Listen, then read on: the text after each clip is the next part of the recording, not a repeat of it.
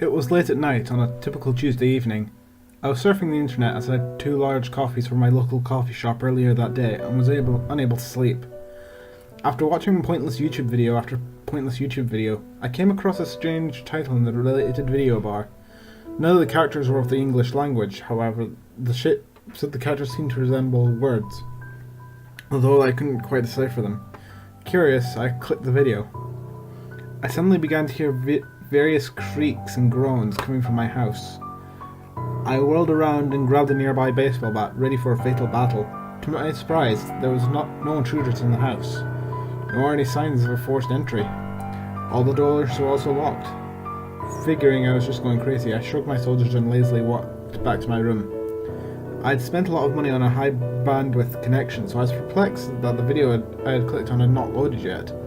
I impatiently clicked the video 4 more times in an attempt to bring it up.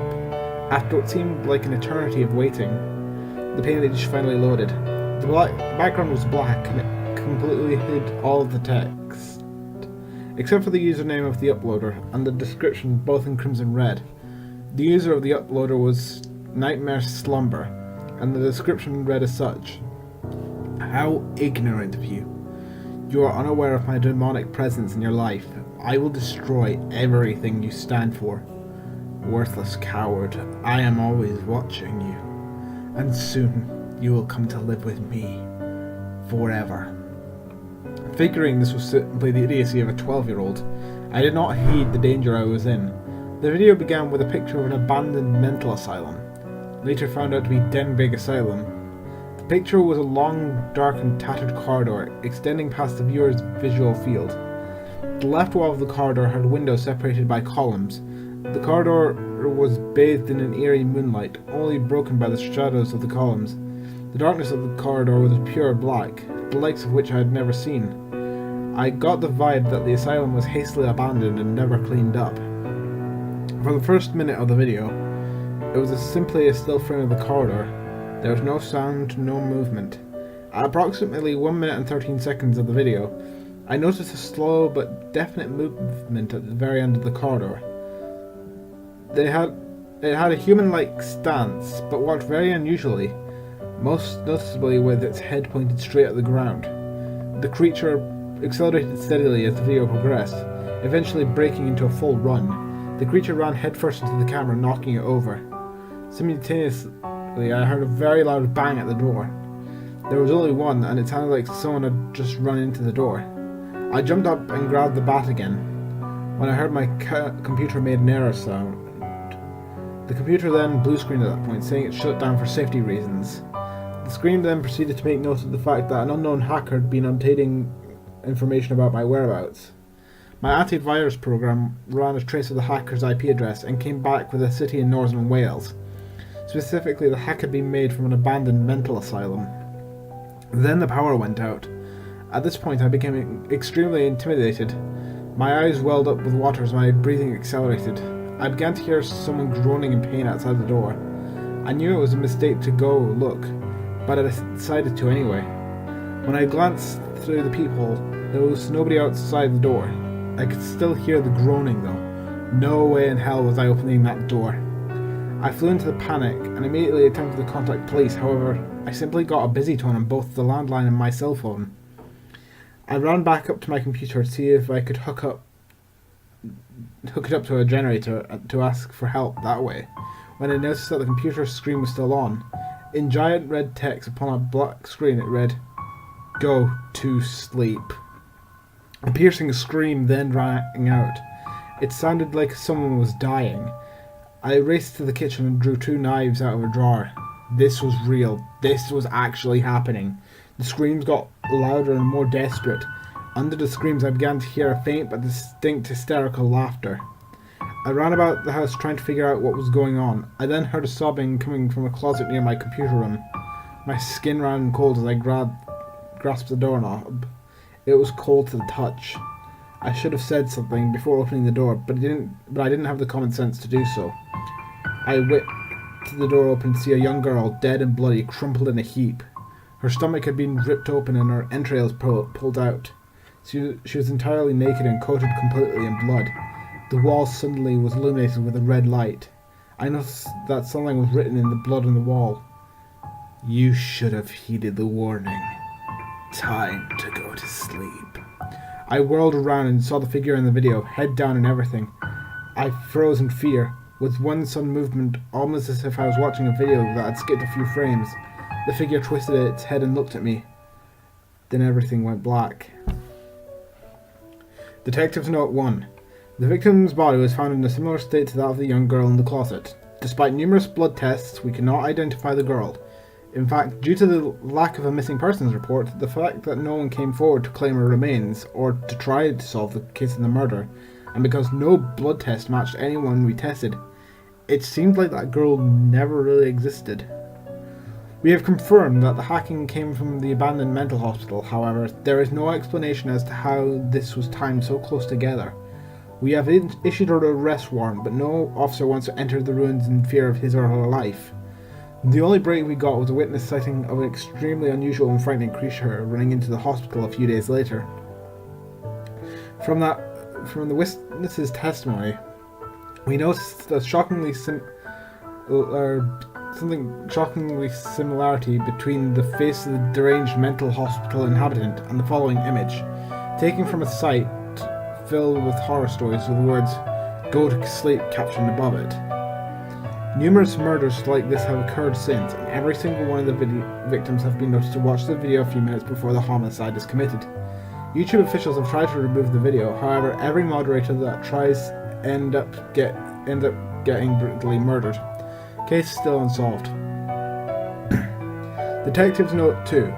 After further researching the case, a few discoveries have been made.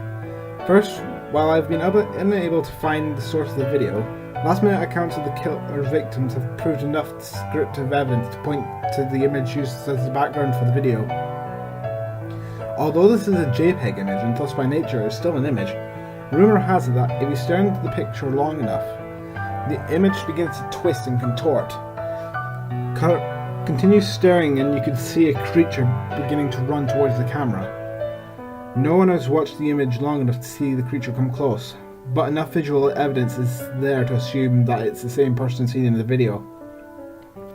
The image can be found below. View at your own risk, for your life may be at stake. In addition, I've been searching for more information regarding the killer. To my horror, I've found a set of stories online regarding one Jeff the Killer. The stories dictate a serial killer who developed his psychopathic tendencies at the onset of his teenage years, eventually killing everybody in his immediate family.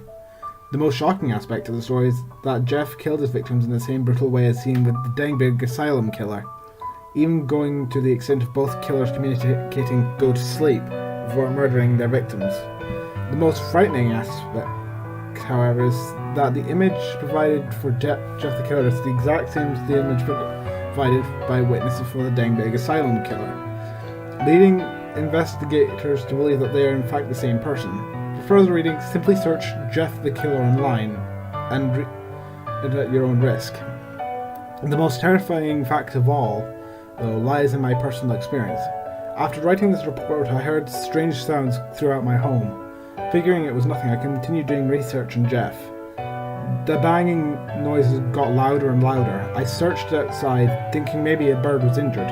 As I stepped to my door, however, I noticed movement in the window. I immediately attempted to phone the police, but got a busy signal. Concerned, I put the phone down and looked towards the door, only to see Jeff staring directly at me with those cold, dead eyes, and that horrific, disfigured smile. His smile was the most eerie thing I had ever seen. I immediately pulled out my gun and began shooting. Jeff took off into the night. I know I am in danger, so I have set up constant surveillance around my house to protect myself. I still see bright flashes of light and hear banging noises around my house, along with the rare but still horrifying laughter of which only a true psychotic serial killer can provide. I don't know how much longer it will be until we catch him, but if he keeps making these mistakes, then we'll have a solid identity and airtight case. I feel we are on the brink of taking him in, for I keep hearing laughter and banging sounds that are escalating in volume. I am also seeing an odd orb of light at a distance. I have radioed fellow police to the scene, but the radio's gone dead. The light is getting closer, and I have my gun ready. It seems I could see his face. Time to...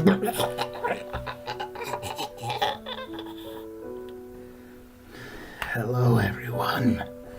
My name is Jeff. I don't like that this story is being published, but oh well. It's not like any of you could catch a demon of my caliber. The detective is now dead, the journal is over, and it's quite hilarious because in viewing this document, I have logged every single one of your IP addresses and know exactly where you are. For example, one of you works at a cousin's on Drexel Boulevard. One of you lives in Burbank. One of you lives on East Avenue. One of you goes to university and has a roommate named Becky. One of you is going to Iowa. One of you is quite the whiz at the piano. The list goes on and on. I know where you work. I know your friends, your family, your loved ones. I know everything. And soon all of that will be taken from you. Upon reading this message from me, you start hearing odd noises and feel a sense of fear and dysphoria wash over you. You will become anxious and frantic for no logical reason. The banging isn't the building you reside in. It's something else. Something quite sinister. Something that wants your blood. If I don't get you, I will get those you love and care about. You, the one shivering in your chair and has a girlfriend named Jessica, with whom you live with. She's mine. You aren't safe.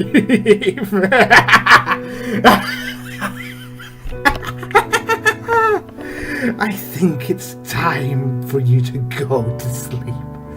I'll be there shortly.